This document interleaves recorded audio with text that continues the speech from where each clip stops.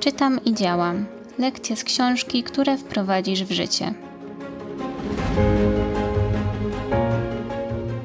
Masz czasem wrażenie, że rok mija ci między palcami, a ty dopiero pod koniec łapiesz się za głowę. Kurczę, znowu nie zrobiłem tego, co miało znaczenie. Ten odcinek jest po to, żebyś w grudniu nie musiał tego powtarzać. Produktywność plus konsekwencja. Wielu ludzi nie przegrywa z brakiem talentu, tylko z wyciekiem czasu. Godzina tu, 15 minut tam, tylko sprawdzę i nagle dzień jest wypełniony drobiazgami. I jeszcze to uczucie, kiedy brakuje motywacji, wszystko się sypie. A rok nie składa się tylko z dni idealnych. Większość czasu to dni zwykłe.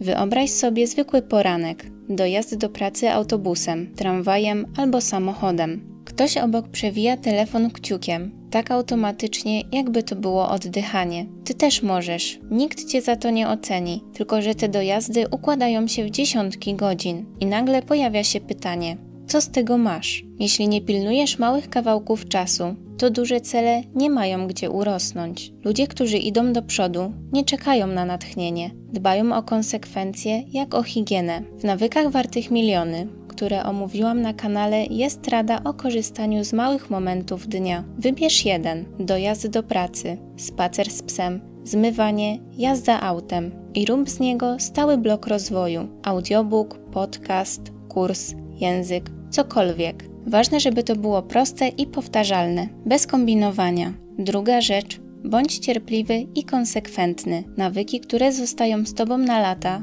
są efektem drobnych rzeczy wykonywanych każdego dnia. Najtrudniej jest na początku. Nauka języka, założenie firmy, zmiana stylu życia, inwestowanie. Lecz jeśli przebrniesz przez pierwsze tygodnie, miesiące, coraz szybciej zaczniesz zauważać efekty. To działa jak kula śnieżna. Na początku jest mało widoczna, ale z czasem rośnie do olbrzymich rozmiarów. Nie potrzebujesz więcej czasu. Potrzebujesz lepiej wykorzystać ten, który już masz. Zwłaszcza te puste kawałki dnia. A konsekwencja to robienie minimum nawet wtedy, gdy nie ma energii. Planowanie dnia i priorytety. Planowanie często kojarzy się z presją. Listy, które mają 20 punktów, a potem wyrzuty sumienia, że zrobione są 3. Tutaj świetnie sprawdza się zasada Pareto 80/20, którą omówiłam na kanale, czyli niewielka część działań daje większość efektów. W praktyce wygląda to tak. Możesz zrobić 10 małych rzeczy i nic się w twoim życiu nie zmieni, a możesz zrobić jedną trudną i przesunąć sprawy o miesiąc do przodu. 20% małych działań daje 80% efektów.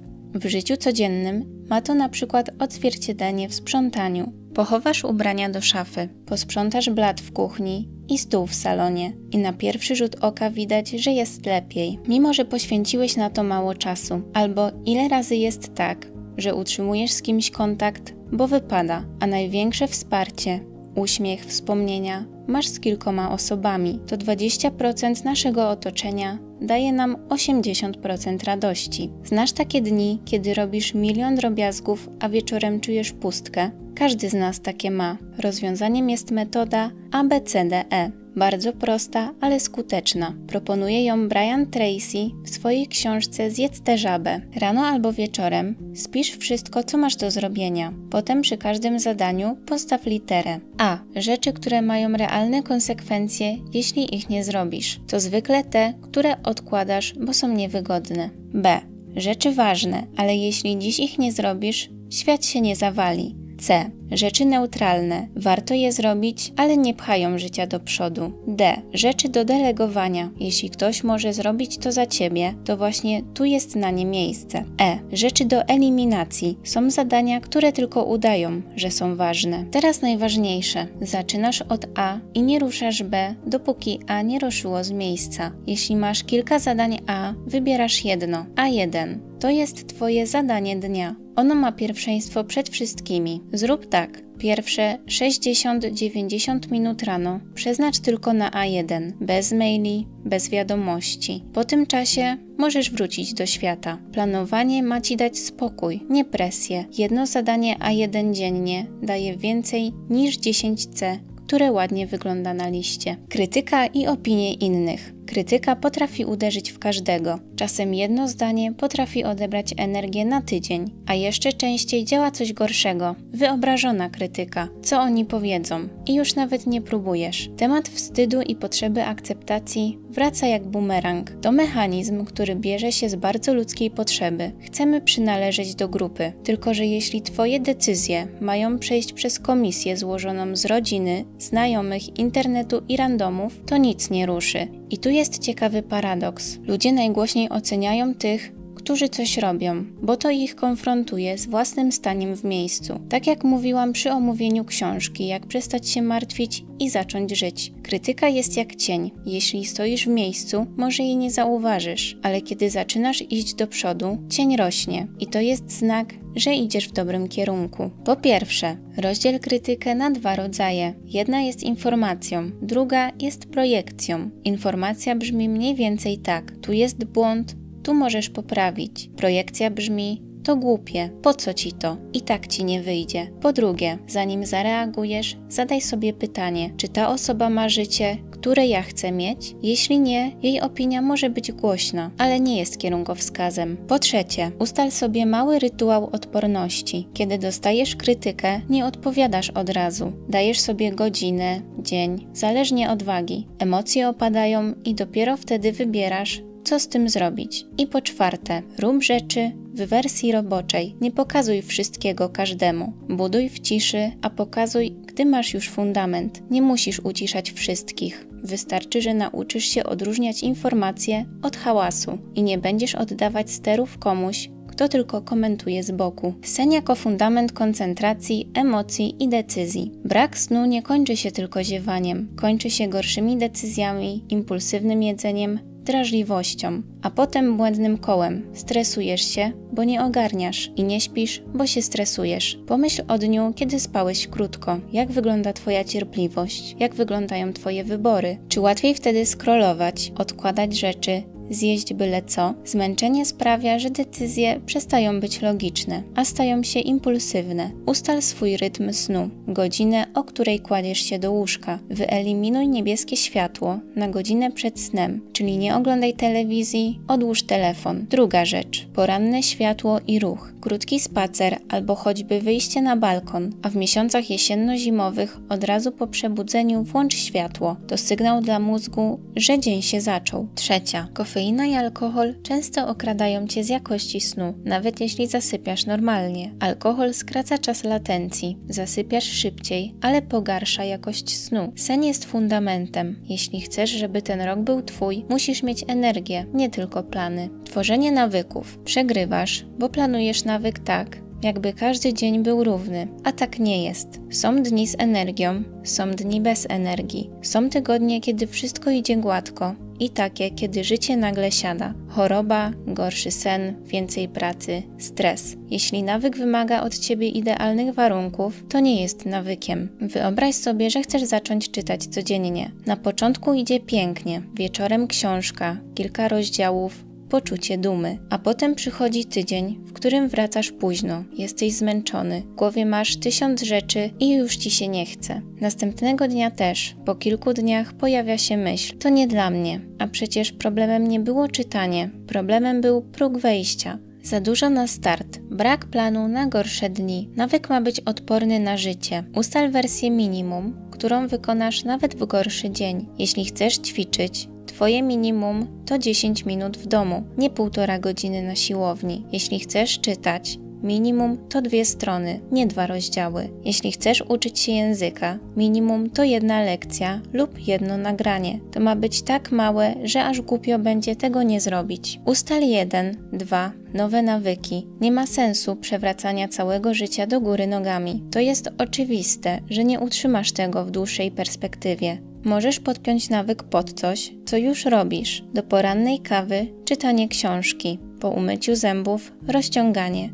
Chodzi o to, żeby nawyk nie wymagał zastanawiania się, tylko był automatyczny. I trzecia rzecz, licz ciągłość, nie perfekcję. Jeśli wypadniesz z rytmu, Nie zaczynasz od zera. Nie możesz przerwać nawyku więcej niż 1 dzień z rzędu. Wracasz następnego dnia do wersji minimum. To jest prawdziwy test. Czy zrobienie idealnie, czy tylko wrócę. Aktywność fizyczna jako źródło energii, a nie kolejny obowiązek. Wiele osób traktuje ruch jak karę za to, że za dużo siedzi albo źle je. I wtedy każde ćwiczenie to walka. Z góry wiesz, że to będzie nieprzyjemne, więc odkładasz, a potem rośnie poczucie winy i koło się zamyka. Tylko że ruch w praktyce ma dawać Ci energię, a nie ją zabierać. Jeśli po aktywności fizycznej czujesz się bardziej zmęczony psychicznie niż przed, to znaczy, że dobrałeś zbyt ciężki próg startu. Znasz to uczucie, kiedy jesteś przebodźcowany? Niby nic się nie stało, ale wszystko drażni. Myśli latają, trudno się skupić. Każda rzecz to jest już za dużo. I wtedy ktoś mówi, idź pobiegaj. Tylko że ty nawet nie masz siły wstać z kanapy. W takich momentach aktywność nie powinna wyglądać jak trening. Ona ma wyglądać jak odzyskiwanie głowy. Czasem wystarczy 20 minut spaceru, żeby ciało puściło napięcie, a umysł przestał się kręcić w kółko. Zacznij od pytania, jaki ruch daje mi energię, a jaki mnie dobija. To nie musi być siłownia. Może to być szybki spacer, rower, basen, joga, krótki trening w domu. Ustal stały moment dnia, który będzie kotwicą. Najłatwiej działa rano, zanim świat Cię rozbije na kawałki, albo po pracy, jako reset. Zaplanuj konkretnie. Wtorek po pracy 25 minut, czwartek rano 15 minut. Lepiej mieć spacer 3 razy w tygodniu po 20 minut i robić go regularnie, niż zrobić 6 treningów w pierwszym tygodniu i zniknąć na pół roku. Jeśli chcesz, żeby to zostało, pozwól, żeby to było przyjemne. Dobra muzyka, audiobook, ulubiona trasa. To jest budowanie systemu, który działa. Odżywianie, które wspiera. Lubimy chwytliwe nagłówki. Schudła 30 kg w miesiąc. To tak nie działa. Diety eliminacyjne nie są najlepszym rozwiązaniem. Chudniemy od deficytu energetycznego, a nie od wykluczania z diety danej żywności. Jeśli całe życie jesz określone produkty, to zrezygnowanie z nich z dnia na dzień jest po prostu niemożliwe, a przynajmniej nie na dłuższą metę. Wiele osób myśli o jedzeniu jak o czymś, co ma wyglądać idealnie. Dieta, zasady, zakazy od jutra, a potem przychodzi normalny dzień, mało snu, dużo pracy, stres, szybkie decyzje. I w takich warunkach wygrywa nie dieta, tylko najszybsza opcja. Efekt jest prosty. Skoki energii, senność po jedzeniu, nagłe spadki nastroju, rozdrażnienie. To potem wpływa na produktywność, cierpliwość i samokontrolę. I człowiek nawet nie łączy kropek. Wyobraź sobie dzień, kiedy jesz byle co. Rano coś słodkiego, w południe szybki lunch, wieczorem coś ciężkiego, bo jesteś głodny jak wilk. Przez chwilę masz energię, potem zjazd i nagle w pracy wszystko Cię męczy, w domu nie masz siły, a decyzje są bardziej emocjonalne. Zacznij od jednej rzeczy.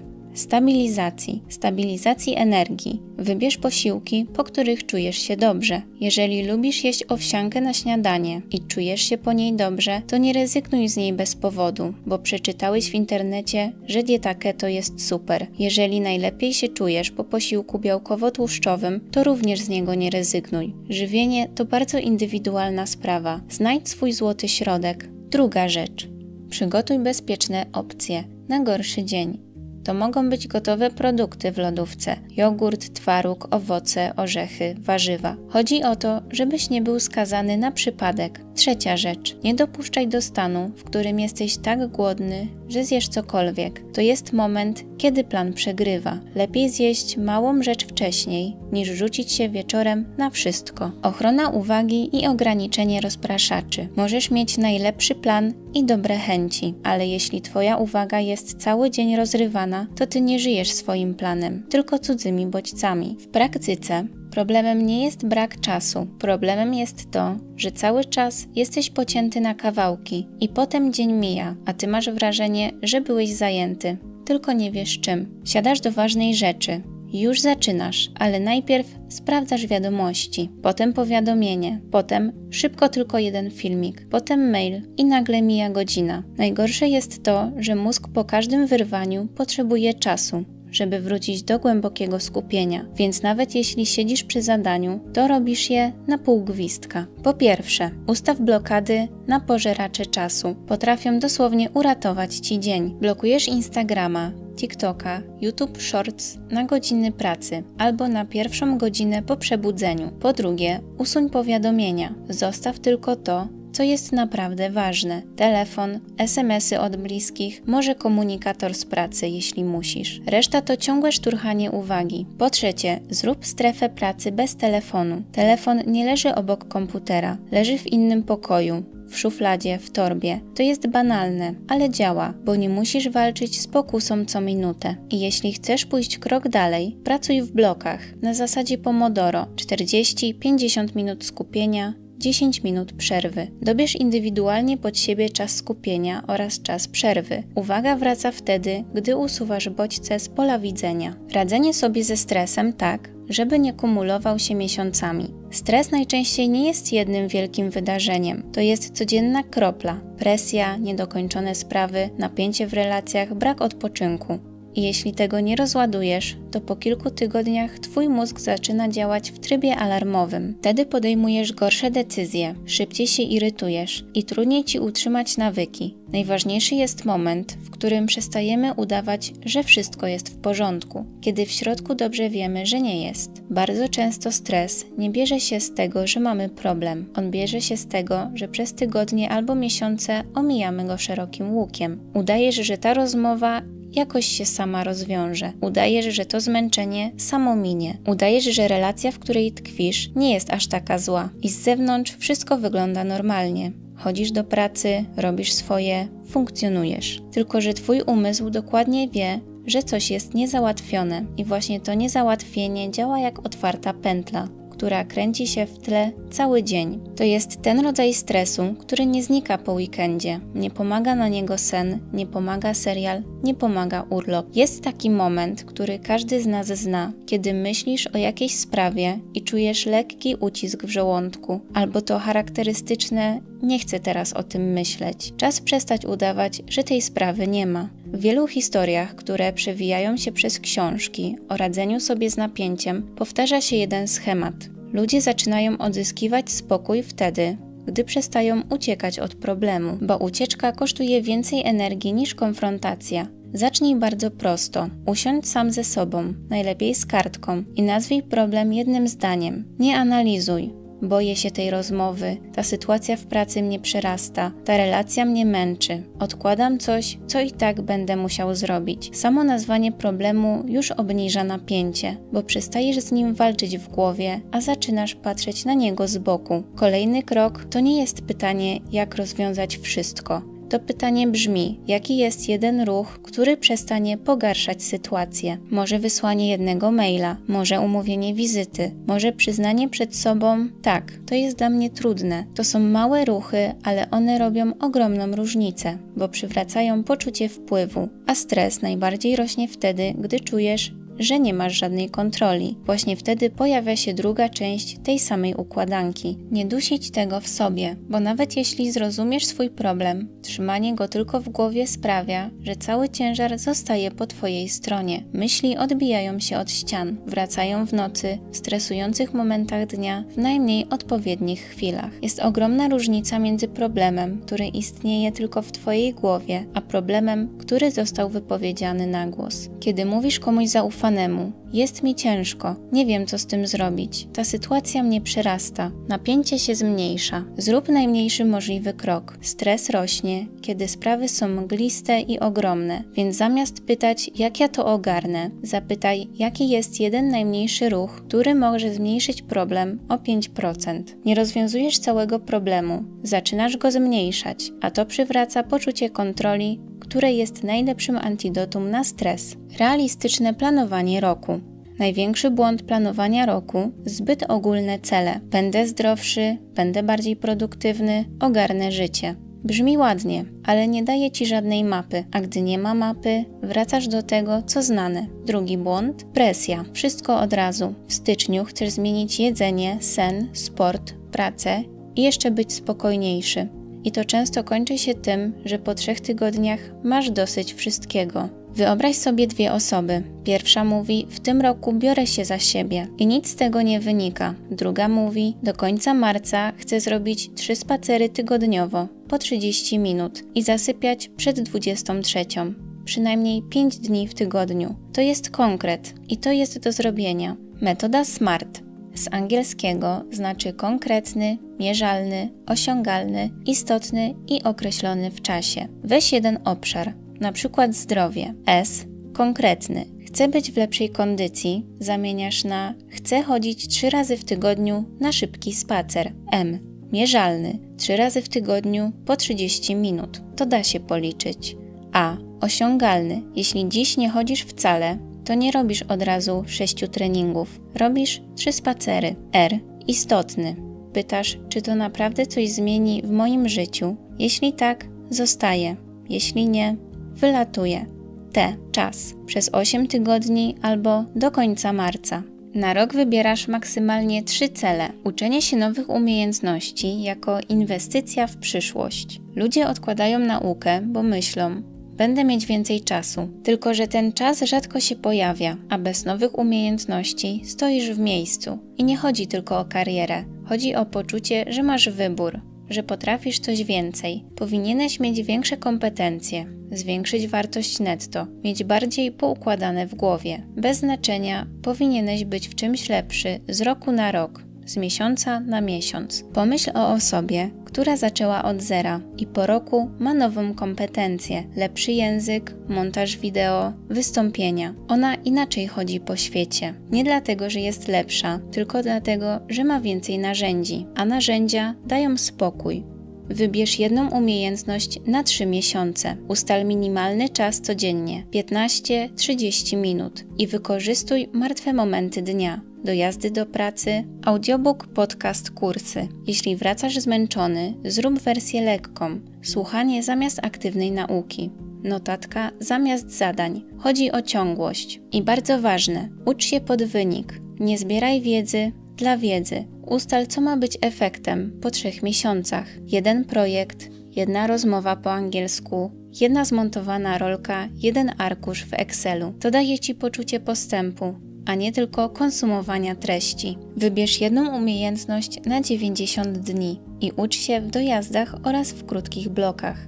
Regularnie, pod konkretny efekt. Ten rok będzie Twój wtedy, gdy ustawisz dzień, energię i uwagę tak, żebyś miał z czego budować. 1 zadanie dziennie, ochrona uwagi, sen, ruch i realistyczny plan robią większą różnicę niż jakiekolwiek motywacyjne cytaty. Którą z tych zasad chcesz wdrożyć jako pierwszą od jutra? Napisz w komentarzu i jeśli chcesz więcej konkretnych rad, zasubskrybuj kanał Czytam i Działam.